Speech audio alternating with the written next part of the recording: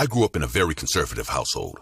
My mother was a strict woman who hated almost everything, but what she despised most were video games. I can still remember the look of disgust on her face whenever she yelled the words, "Stop playing those cursed video games, Ellie. They'll rot your brain." This wasn't an uncommon belief among parents in the 90s, and my mother, who already distrusted most forms of entertainment, was certain that video games were created by demons to corrupt the minds of children. She always took every opportunity she had to remind me that the video games I enjoyed playing were the tools of the devil, used to poison young minds and pull them away from God. But I never listened. My uncle was a PC game collector, and he shared his love for video games with me from a very young age. The weekends I spent at his house playing the latest titles he'd picked up from his PC were the highlight of my childhood. Video games felt like an escape for me back then, as they were the only ways I could vent and forget my overbearing mother. However, my love for video games eventually led me down a very morbid path when I turned 12, as I realized that there may have been some truth to my mother's warnings. While I didn't know it at the time, one of the cursed video games I loved playing ended up rotting my brain just like my mother had said. I kept telling myself that I was just a kid, but that's no excuse for the unspeakable things I did. I never could have imagined that playing a simple game could significantly alter my brain chemistry and drastically change the trajectory of my life. It all happened after my 12th birthday party. I was spending the weekend at my Uncle Hank's place, and I was so excited to check out the new games he'd bought. I remember bolting to his monitor as soon as I arrived, and I went on to play through some of the new games in his collection, like Jazz Jackrabbit, Myst, and SimCity 2000. After sifting through his new titles, I revisited some of my favorite games as I looked up King's Quest VII and the Sonic & Knuckles collection. The hours flew by, and it wasn't long before it got dark outside. My uncle made spaghetti and garlic bread for dinner that night, which was my favorite meal at the time. We then ate some cookies and ice cream for dessert while we watched my favorite movie, Clueless. I thanked my uncle for dinner once the movie was over and for making my birthday weekend so special. But that's when he told me he had one final surprise before I went to bed. I can still remember how excited I was when my uncle gifted me his old PC with a ribbon on it. The PC had already been set up on a smaller desk in the corner of the room. He told me he'd gotten a new system and didn't want the old one to go to waste, so he thought it would make a perfect gift. I gave my uncle a hug and thanked him for everything again before going to bed, but I couldn't sleep that night. I kept thinking about the gift I'd just received, and I was so grateful to finally have my own PC that I could use to play video games whenever I wanted. I snuck out of my room late that night and spent a couple of hours playing King's Quest VII until I felt sleepy. Before going to bed, I took a little detour as I snuck into the basement where my uncle kept his PC game collection, and I made my way to a tall wooden cabinet with a glass door at the back of the room. My uncle had plastered a silly sticker on the locked cabinet door that read, "No Ellies allowed," as he always used to tell me I could play every game in his collection except the ones behind this glass door. My uncle was a responsible man, and he constantly made sure I was never exposed to any M-rated games that I wasn't supposed to be playing. However, it felt like the games in the large cabinet were calling out to me whenever I visited my uncle, and I was an extremely curious 12-year-old. I'd always seen where he used to hide the keys that opened the case, and even though I felt bad for breaking my uncle's trust, I opened the case and picked a game. There were several titles locked away behind the glass door. I remember seeing games like Phantasmagoria, Dark Seed 2, I Have No Mouth, and I Must Scream, and The Seventh Guest. But out of the many CD-ROMs in the cabinet, there was one particular title that stood out to me. This game was called Harvester, and I was weirdly drawn to its box. The game's cover art depicted a hooded man who had soulless eyes and was holding a sheath. The game's title, Harvester, was printed in jagged dark crimson letters across the box's cover. 3 discs were stacked neatly inside. I didn't know why, but it felt like they were speaking to me, asking me to play them. After locking the cabinet behind me, I slid disc 1 into the CD-ROM drive and pushed the tray closed. After the opening sequence played out, I took control of the game's titular character, Stephen Mason. Stephen is an 18-year-old amnesiac who wakes up with no memories in a small Texas farming town called Harvest. The only thing Stephen knows for sure is that the year is 1953. As he goes on to explore the town of Harvest, he is manipulated and forced to carry out several violent, morbid, and gruesome acts by the town's cult, the Order of the Harvest Moon. It didn't take me long to realize why my uncle was so adamant whenever he warned me never to touch the games locked behind the glass door. Harvester's full-motion video segments contained some of the most graphic and disturbing scenes I'd ever seen. I could feel my childhood innocence dying, and even though I was terrified, I couldn't stop playing the grotesque point-and-click adventure game. I played through a majority of Harvester's story until the early hours of the morning when I heard my Uncle Hank getting up from his bed. I quickly turned off the PC and returned the game's box so my uncle wouldn't notice anything. But I kept all 3 discs and hid them away in my bag. I don't know why I decided to steal the discs from my uncle's collection, as I was still petrified from playing Harvester that night. But despite my fear, there was also this little voice in the back of my head urging me to take the discs home and finish the game. I didn't say anything to my uncle when he asked why I was up so early that morning. And even though I'd been completely scared by Harvester's graphic scenes, I tried my best to act as normal as I could until the weekend was over. Despite my mother's protest, my uncle was able to convince her to allow him to set up the PC he'd gifted me on an old desk in our basement. My uncle had also gifted me a handful of age-appropriate games before assuring my mother that these titles were rated kids to adults by the ESRB and that there were no graphic elements or gore or any other mature themes. My mother reluctantly agreed to let me keep the games as she felt it was rude to decline, but she told me I could only play these games for 1 hour a day, and she often watched me like a hawk whenever I turned on the PC. I was only allowed to play the games that had been reviewed by my mother, as she always peered over my shoulder, making sure I wasn't exposed to any graphic content. But I would sneak out late at night to continue playing Harvester while she was asleep. I didn't notice until it was too late, but I had begun to disassociate whenever I put the stolen Harvester discs into the CD-ROM drive. I would completely immerse myself in the small Texas town of Harvest, and my reality slowly began to blur every time I put myself in Stephen Mason's shoes. All this eventually led to early onset psychosis, as I began to hear the game's unsettling music in my head while daydreaming about committing violent acts, and it wasn't long before I started seeing him. It's really hard to explain what it was or how it happened, but I'd developed an imaginary friend called Steve. I'd had imaginary friends when I was a lot younger, but this time was different, as Steve was like a malignant tumor growing out of my neck like a conjoined twin. I've never been able to truly describe what Steve actually looked like, but he was essentially a rotting corpse holding a sheath. I couldn't make out his facial features as the skin on his face was peeling off, but he looked oddly similar to the hooded man on the Harvester's box. I can still recall the first time I began to notice him. I was terrified at first, as he had no body and his torso was growing directly out of my neck. But I eventually got used to it, as Steve had this strangely calming presence whenever he spoke. I also know this is going to sound strange, as the corpse growing out of my neck was imaginary, but I could still smell Steve's rotting flesh, and I could feel his hot breath against my ear whenever he spoke. He would whisper to me all day, urging me to cut open Luna, my neighbor's tabby cat. Luna was an orange shorthair who belonged to our elderly neighbor, Gladys. Luna had been adopted to keep Gladys company ever since her husband Richard had passed. I loved Luna, and I always brought her some food when Gladys wasn't home. But Steve urged me to cut off her paw so I could bury it in my backyard and wait for the harvest. I didn't know what this meant and tried to ignore him at first, but he was insistent.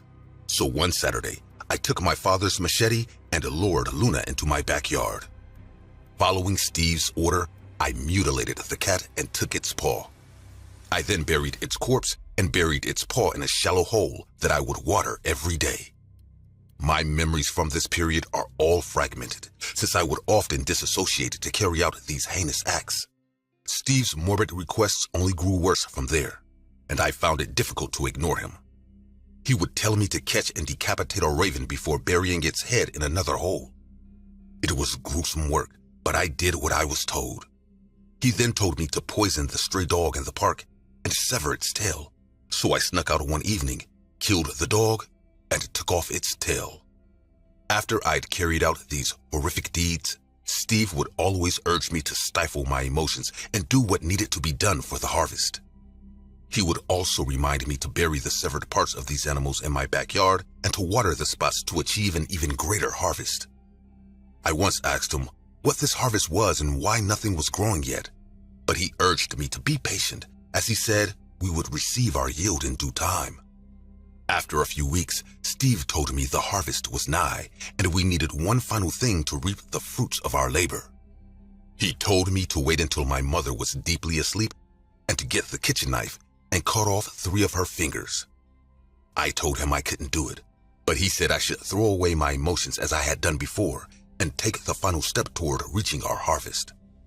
Steve also reminded me how overbearing my mother was and how I deserved to take away the fingers she was always pointing in my face. So I agreed.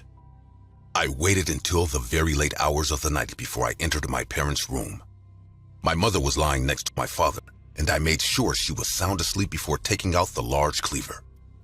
With no hesitation, I took my mother's hand and brought down the sharp blade on her fingers. I was only able to completely sever her thumb, as the knife didn't go through her index and middle fingers. Nothing I could say would do justice to how I felt in that moment.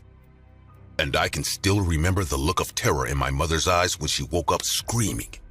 It was a very distinct expression, as she was looking at her own child like I was a demon, while my father, who also had a terrified look on his face, tried to understand what was going on. It felt like an out-of-body experience as I picked up my mother's severed thumb before telling my horrified parents that I needed to do this for the harvest. After taking the knife from me, my father was able to rush my mother to the hospital, where she underwent urgent replantation, as the doctors did what they could to reattach the severed digit before it was too late. She'd lost a lot of blood, but they were able to stop the bleeding and reattach her thumb. That night changed the trajectory of my life forever, as I would spend the following years going to see more specialists, child psychologists, neurologists, and psychiatrists than I could remember. They called it a first episode psychosis. Later, someone said it was early onset schizophrenia. Another mentioned schizoaffective disorder. The specialists who examined me all spoke in cautious tones about how rare it was at my age.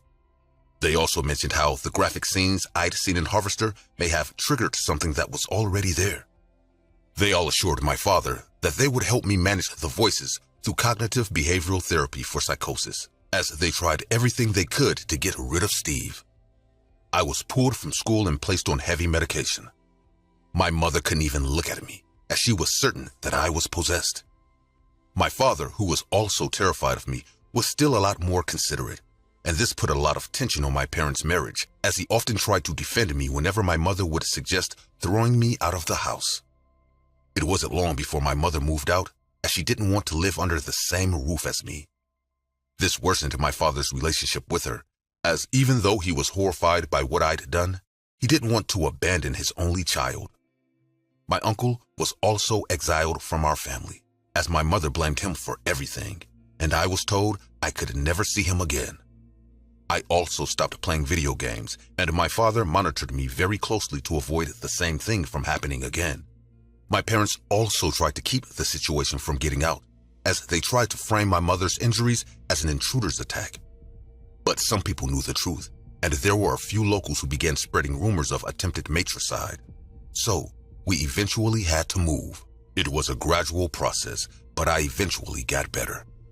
I stopped seeing Steve, and I was able to return to a somewhat normal life. There isn't a day that goes by that I don't regret breaking my uncle's trust that night and opening that glass door.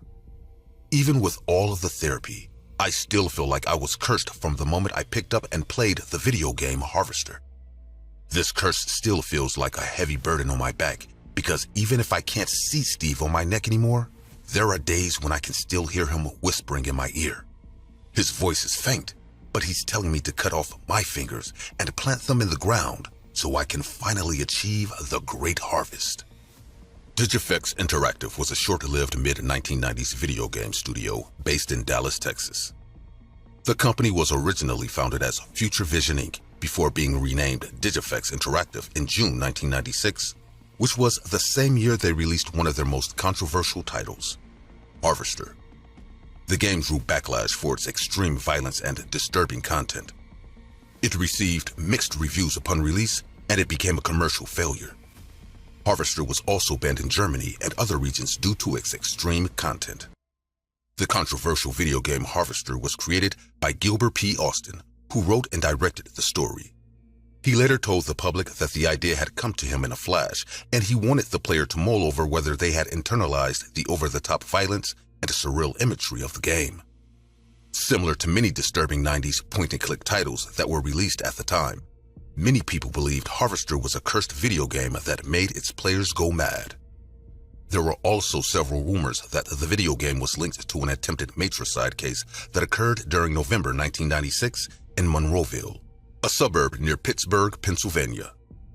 The attempted matricide case was never officially confirmed, as both the records and details of the supposed matricide from back then were extremely sparse. An anonymous story was later released online by a woman in 2007, claiming to be the little girl from the attempted matricide case, but no one was able to confirm if she was telling the truth, and her identity still remains a mystery. Despite being a commercial failure, Harvester went on to garner a cult following. There has also been some discourse in niche video forums about whether Harvester is actually one of the many cursed video games released in the 90s, or if the supposed curse that makes gamers run mad is just a hoax. There still hasn't been a definitive conclusion to the debate, but the general consensus is that most gamers should stay away from Harvester, as anyone who plays the game could risk losing their sanity forever. It was 2:48 a.m., and I made a mistake that I don't think I can undo. I answered the call, because on the other end was me, beat, and whatever it was. It knew exactly where I was sitting. Full cinematic horror narration. 7 to 8 minutes.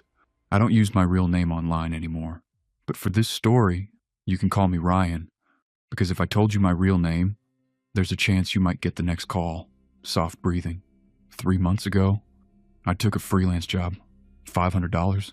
All I had to do was sell my voice, glitch hum. They sent me a link. The website was clean, almost empty. No logo, no company name. Just one sentence. We build voices that never die. At the time, I thought it sounded cool. Now, it feels like a warning I should have listened to. The job was simple. Record 200 sentences, different emotions, happy, angry, scared, upload the files, get paid. But the sentences weren't normal. They felt targeted. I can see you. Don't answer the phone. They're already inside. At one point, I actually stopped recording and said out loud, "What is this even for?" But I needed the money. So I finished it, uploaded everything, and within 24 hours, I got paid. No follow-up, no questions, nothing. I thought that was the end of it, until 2 weeks later. Quiet tone, 2:48 a.m. My phone rang, unknown number. I almost ignored it. I really should have, but something told me to answer. Hello?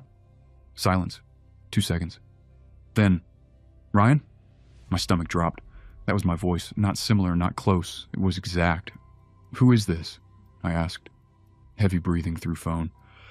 On the other end, I could hear myself breathing. Then, don't hang up. Slight whisper closer. My hands started shaking. Stop messing with me. Who is this? Beat. Then it said, "They're watching you right now." I turned around instantly. Nothing. My apartment was empty, but for some reason, it didn't feel empty anymore. Click. The call ended. I didn't sleep that night. The next morning, I tried to rationalize it. Maybe someone used my recordings. Maybe it was some kind of prank. Maybe I was just overthinking it. Then my phone rang again. But this time, it wasn't for me. It was my sister. Her voice was shaking. "Ryan, why did you call me last night?" My chest tightened. "I didn't." "Yes, you did," she said. You told me to check the back door." A cold feeling crept up my spine. "What happened?" I asked. She hesitated, then whispered, "It was already open." I drove to her place immediately. Checked everything. Nothing was missing. No signs of forced entry, but she was sure she locked it. And the call, it came from my number. That's when I knew. This wasn't a prank. I went back to the website. The one from the job, it was gone. Completely wiped. The link led to nothing. Even the email thread was gone. Like it never existed. I started digging, forums, Reddit, obscure threads, anything about voice cloning. That's when I found it. A post buried deep online. Title: They're using voices to map behavior. The guy claimed this wasn't just about copying voices. They were training AI to become people, to predict reactions, to simulate real conversations, to manipulate. And for that, they didn't need actors. They needed subjects. I wanted to believe it was fake until I found the folder. It was on my laptop. A folder I never created, named /RYAN_MODEL_V2 / my hands went cold. I opened it. Inside were hundreds of audio files, each labeled with timestamps. I clicked one. It was me. My voice, but I had never said those words. Your door isn't locked. Turn around. Don't trust her. I felt sick. Then I saw the last file, dated tomorrow. I shouldn't have opened it, but I did. Silence. 3 seconds. Footsteps. Slow. Getting closer. And then, my voice, panicked, breathing hard. I messed up. I shouldn't have taken that job. Then another voice, not mine. Close. Whispering. Too late. A loud crash. File ends. I slam my laptop shut. That was yesterday, right now. I'm sitting in my apartment. Doors locked. Lights on. Phone in my hand. Because 5 minutes ago, I got a notification. Unknown caller. Voicemail received. I haven't listened to it yet, but the transcription already came through. It says, Ryan, don't open the door. 2-second pause. And the thing is, my door is locked. So tell me, very slow tone, why, soft metallic sound cue, did the handle start turning sound just move? From the inside?